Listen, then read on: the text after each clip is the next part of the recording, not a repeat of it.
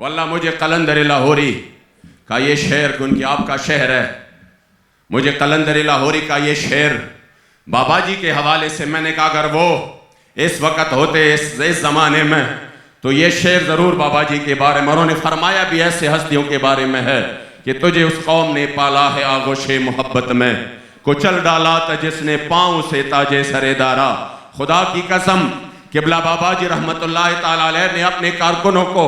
اپنے بچوں کو اس انداز سے ان کی تربیت فرمائی ہے کہ ڈرنے کا تو نام و نشان ان کے ذہن سے مٹ چکا ہے، اور موت کے لیے تو وہ بیتاب رہتے ہیں کہ کب اللہ اور رسول کے اس راہ میں ہمیں موت آ جائے تو اس موت کی بھی کیا بات ہوگی۔ واللہ آپ نے اس قوم کی جس انداز میں تربیت فرمائی ہے، جو غیرت آپ نے سکھائی ہے، میں ایک روایت بخاری کی بیان کروں گا کہ حضرت مقداد نے ایک جملہ فرمایا تھا، اور وہ جملہ یہ تھا کہ حضرت عبداللہ ابن مسعود ہمیشہ فرماتے تھے کہ ہائے کاش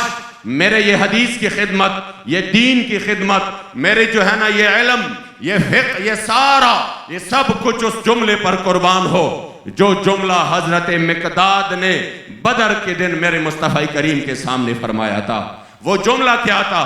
وہ غیرت والا جملہ یہ تھا کہ بابا جی اکثر اپنے خطابات میں ذکر کرتے تھے کہ جب میرے مصطفی کریم علیہ السلام نے فرمایا کہ صحابہ نکلنا چاہیے کہ نہیں بدر کے لیے، تلوار بھی کم ہے، تعداد بھی کم ہے، کھانے کے لیے بھی کچھ نہیں ہے، اور حالات بھی اس طرح ہے، کیا آپ کی رائے ہے، نکلنا چاہیے کہ نہیں؟ تو حضرت مقداد ابن اسود فرمایا، آپ کڑے ہو گئے اور آپ نے فرمایا یا رسول اللہ، ہم بنی اسرائیل نہیں ہے، ہم قوم موسیٰ نہیں ہے کہ ہم اپنے نبی کو فرمائیں گے فَاذْهَبْ أَنْتَ وَرَبُّكَ فَقَاتِلَا إِنَّا هَاهُنَا قَاعِدُونَ، بلکہ یا رسول اللہ آپ حکم دیجئے، واللہ ہم آپ کے حکم پر اپنے گھوڑے سمندروں میں ڈالیں گے، ہم آپ کے آگے، ہم آپ کے پیچھے، ہم آپ کے دائیں، ہم آپ کے دل کے طرف، ہر طرف سے لڑیں گے، اور یا رسول اللہ یہ بدر تو سامنے ہے، ہم برق الغماد تک بھی چلے جائیں گے، جو مشکل ترین راستہ تھا۔ اسی بات کا سننا تھا کہ غیرت کے جو جملے ہوتے ہیں،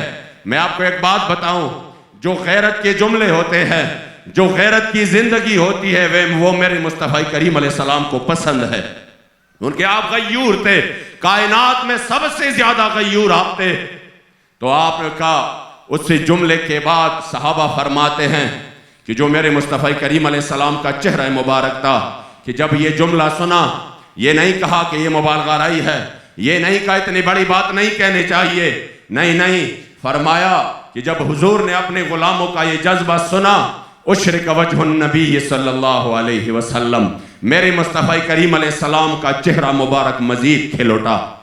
اور یوں محسوس ہونے لگا کأن الشمس تجری فی وجہی، گویا کہ یہ سورج نیچے آ کر میرے مصطفی کریم علیہ السلام کے چہرے مبارک میں چمک رہا ہے۔ یہ جو آپ نعرے لگا رہے ہیں نا، من سب نبیًا، من سب نبیًا، یہ جو نعرہ ہے نا فَقْتُلُوهُ، آپ یقین کریں بہت سارے لوگوں کو تکلیف ہے، وہ کہتے ہیں نہیں یہ بابا جی نے کس طرح کے نعرے محافل میں لے آئے، وہ سر کٹانے کے نعرے، وہ گستاخ رسول کی ہے کی سزا، وہ سر تن سے جدا کے نعرے۔ میں نے کہا یہ تو وہ نعرے ہیں جو حضور کو خوش کر دیتے ہیں، یہ تو وہ نعرے ہیں کہ جب کریم آقا نے محمد بن مسلمہ کو کعب ابن اشرف کے پیچھے ان کو کہا کہ جا کر ان یہودی کا سر قلم کرو، ان کا سر اتارو، اور جب محمد بن مسلمہ کامیاب ہو کر واپس لوٹے تو کریم آقا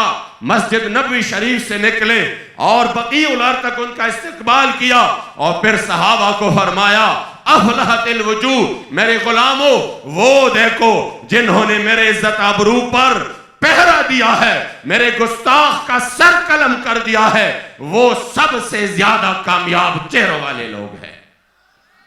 میں نے کہا تم مجھے دہشت گرد کہو، تم لبیک والوں کو دہشت گرد بھی کہو، غدار بھی کہو، ایکسٹریمسٹ بھی کہو، انتہا پسند بھی کہو، کچھ بھی کہو، لیکن یہ ناموس رسالت کے پہرےدار ہے، اور ناموس رسالت کے پہرےداروں کو میرے کریم آقا نے سب سے کامیاب چہروں والے کہے ہیں۔ تمہارے کہنے سے کچھ نہیں ہوتا، ہمیں چاہیے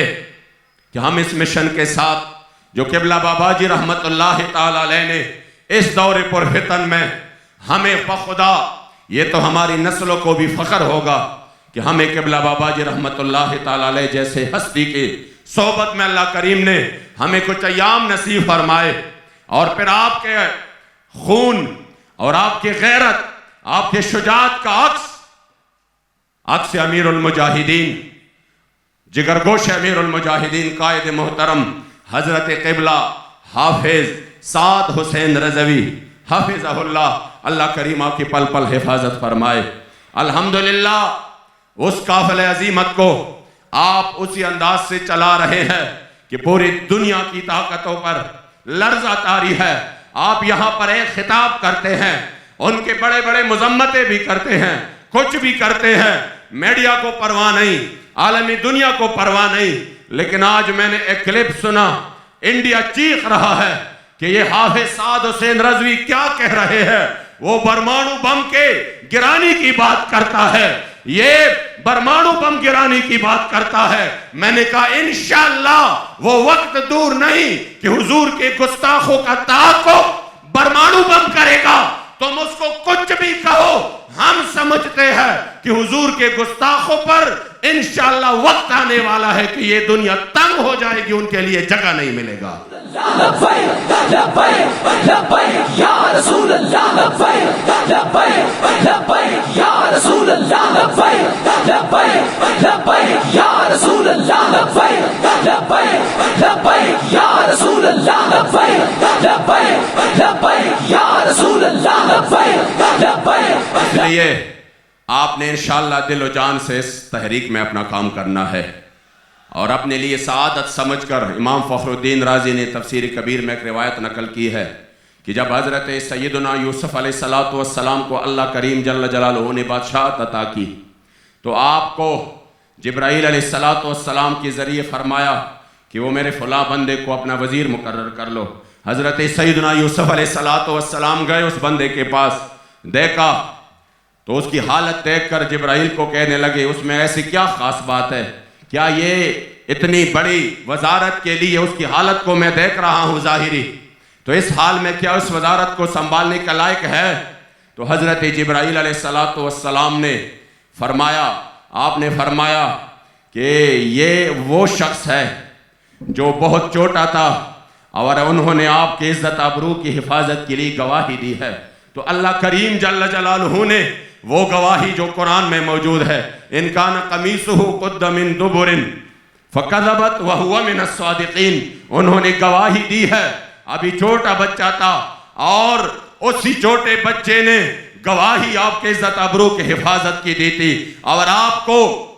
اس الزام سے بری کیا تھا، تو اللہ کریم جل جلالہ نے اس کے انعام کے طور پر اس کو دنیا میں بھی یہ بادشاہت عطا کرنی ہے، یہ وزارت عطا کرنی ہے، اور آخرت میں بھی ان کے لیے وافر حصہ ہے۔ اس روایت کو ذکر کرنے کے بعد امام فخر الدین رازی نے اس یہاں پر فرمایا ہے کہ اے مسلمان، تو پھر تم سوچ لینا، اگر تم حضور کے دین کا محافظ بنے، اگر تم حضور کے عزت آبرو کا محافظ بنے، اگر تم نے میرے مصطفی کریم علیہ السلام کی عزت آبرو کی حفاظت کی، دین کی حفاظت کی، تو جب یوسف علیہ السلام کی عزت آبرو کی حفاظت کرنے والے کو اللہ دنیا بھی عطا کرتا ہے، آخرت بھی عطا کرتا ہے، تو امام الانبیاء کی عزت آبرو کی محافظ بن گیا، تو پھر یہ سوچ لینا کہ تمہاری تصور سے بھی بڑھ کر اللہ کریم تمہیں دنیا میں بھی عزت دے گا اور آخرت میں بھی عزت دے گا۔ یا رسول اللہ لبیک لبیک لبیک یا رسول اللہ لبیک۔ اور یہ تو ہم نے اپنے آنکھوں سے دیکھا، جو دنیا میں عزت ہے وہ بھی ہم نے اپنے آنکھوں سے دیکھا۔ ہمارے پشتوں کے مشہور شاعر ہے عبد الرحمن بابا، وہ فرماتے ہیں استاد در گدایان واڑا بادشاہان دی، یا رسول اللہ جو تیرے در کے گدا ہوتے ہیں تو پھر وہ گدا نہیں رہتے، وہ بادشاہ بن جاتے ہیں۔ استاد در گدایان واڑا بادشاہان دی اور ہر چستاد در اوزی در پدرشی، اور جو تیرے در سے یار پھرتے ہیں پھر در بدر یوں ہی خوار پھرتے ہیں، اور پدربار در رسالت چے سرفراز شی، جن کو کریم آقا کی طرف سے نگاہ ناز مل جائے، پدربار در رسالت چے سرفراز شی، سوک داتا سوک خواجہ سوک قلندر شی، آئینہ قد جمال کڑی ور سرگندہ دا گدا رحمان بشاہ سکندر شی آپ فرماتے ہیں یا رسول اللہ جو تیرے در کے گدا بن جائے پھر وہ گدا نہیں ہوتے وہ غلام نہیں ہوتے پھر تو ان کو اللہ کریم سرداری عطا کرتا ہے اور جن کو آپ کی طرف سے ایک نگاہ ناز مل جائے نو سوک داتا ہو سو خواجہ سو قلندر شی کوئی داتا بن جائے کوئی خواجہ بن جائے کوئی قلندر بن جائے میں نے کہا یہ تو 350 سال پہلے کی بات ہے اگر عبد الرحمن بابا یہ زمانہ دیکھ لیتے تو بے ساختہ پکار اٹھتے کہ پھر جب آپ کا نگاہ ناز مل جاتا ہے تو وہ ویل چیئر پہ بیٹھ کر پھر پوری دنیا کی آنکھوں کا تارا بن جاتا ہے